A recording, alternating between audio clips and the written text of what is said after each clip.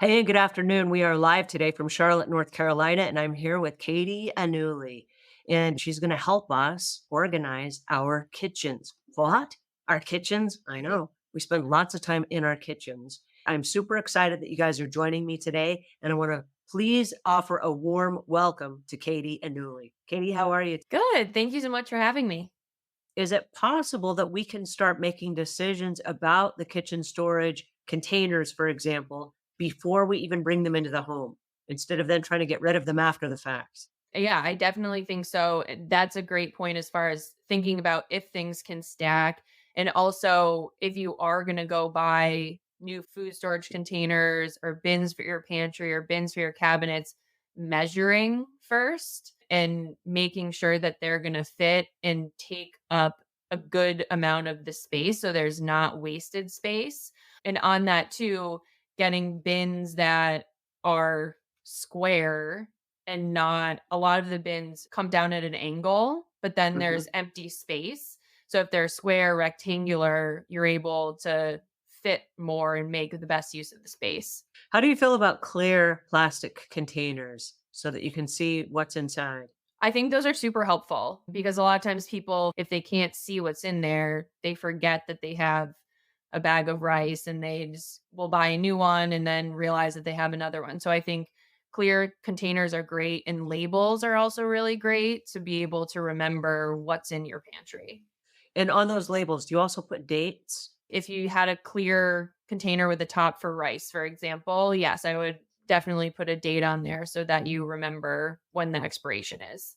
And is there a special way to do that? I mean, mine does not look like an Instagram pantry. I just use like painter's tape and I just rip off a piece and I write the date on it. And for me, it works. It's not pretty or anything. And if you came into my pantry, you go, oh, this is awful, but it works because it's in a clear plastic container and then it has just the painter's tape on it with a little date. I probably would not think your pantry is awful, but I think you brought up a really good point. Like social media puts this image of we need everything in clear bins with beautiful calligraphy labels, and it's just not realistic for a lot of people. And so I think just using what you have. So if you have painter's tape in your junk drawer and you're going to use it, then great, use it, because if typing up a label and making it prevents you from putting the label on, then what's the use of having labels? I love that. And using what you have and what you're going to follow through with, I think is a key because I'm not going to sit down and use a little label maker. My husband actually has a special little label maker that, you can type out and it comes out with some little decorative font or something. And he keeps saying, oh, I'm going to label everything in the house. And one day he'll get around to it. But in the meantime, I'm just using a Sharpie and a painter's tape and it works because I can do it right then in real time.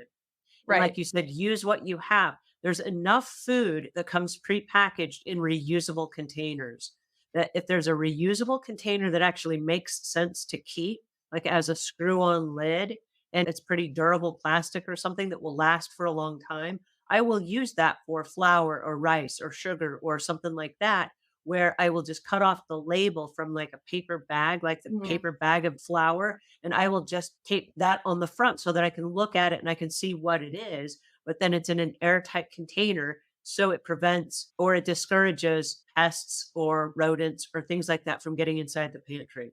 Because I Right. know that it's really easy and we live on a property that's just backs up to the forest. And so there are all kinds of little critters that would love to sneak in the house and look for food. And while we're really specific about not wanting that to happen, our job then is to put everything in airtight containers that then discourages that. Yeah, and I think it's a common misconception that if you want to get organized, you have to spend a bunch of money on new bins and things like that. And I love the idea of using recyclable containers, like Amazon boxes or boxes you get in the mail. Like you can use cardboard boxes as bins as well and just put a label on it. It doesn't you'd have to cost a ton of money. And also a lot of people who have tried to get organized at some point have a ton of bins. So, like, one of the questions clients always ask me is like, "Okay, so what should I buy before you come?"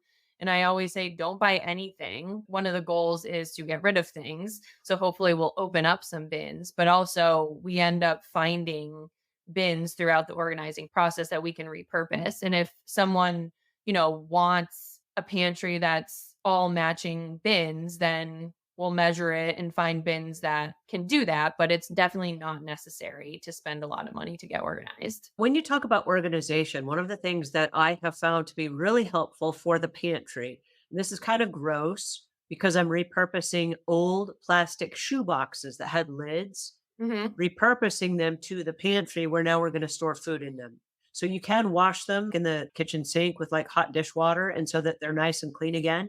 And you can store things like that. But as I've gotten rid of the shoes, I've saved the empty plastic shoe boxes and I've taken those into the kitchen to then store things like rice or beans or whatever, where you get like a 2 or 4 pound bag and it just goes right in there and you put the lid on it. And again, it's airtight and they That's stack really nicely in the pantry. So plastic shoe boxes work really, really well. That's a great example. The Container Store is great, but you don't need to use pantry bins for your pantry. There are tons of bins, you could buy at the dollar store that could do the same exact thing as the more expensive bin. I love that idea. This was so informative, and I really enjoyed our chat today. Thank you guys so much for joining us. Thank you, Katie, for being here and for your wisdom. And we will see you again, same time, same place next week. Thank you. Thank you.